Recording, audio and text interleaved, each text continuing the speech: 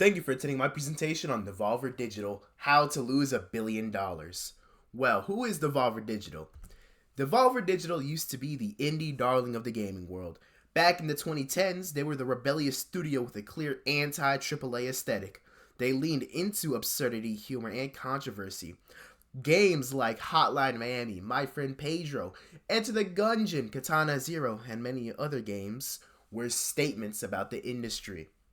Their Devolver Directs presentations went viral not because of slick graphics or big budgets, but because they had attitude. Sega does what Nintendo don't.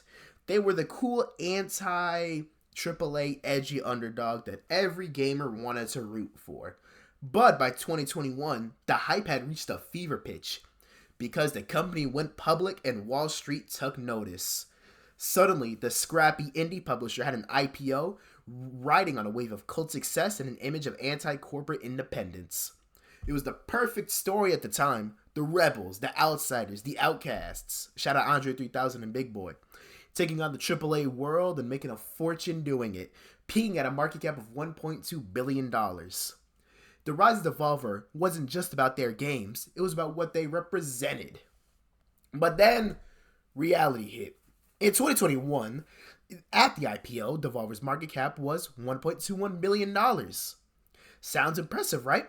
But hype does not pay the bills.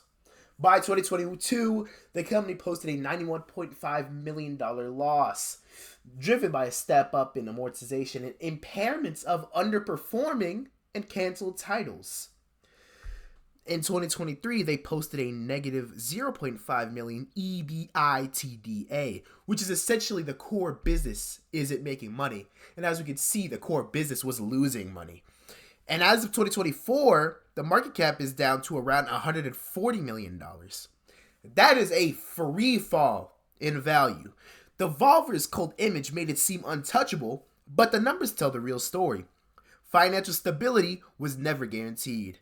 Games that looked cool on YouTube didn't automatically translate to sustainable revenue. And of course, public market investors don't buy ethos, they buy profits. And now, here we have to talk about the fundamental weakness of indie publishing.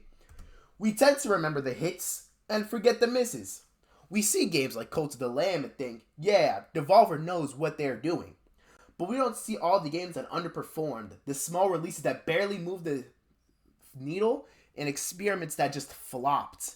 The narrative of indie invincibility is a classic case of survivorship bias.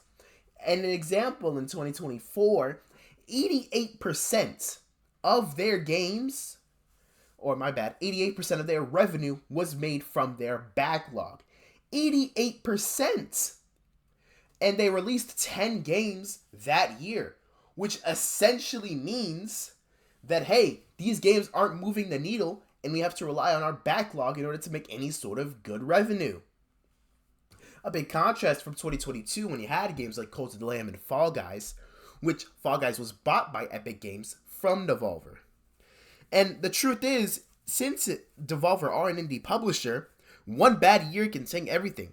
Unlike AAA studios, Devolver Digital doesn't have steady revenue. They don't have a COD or an Assassin's Creed or a Battlefield.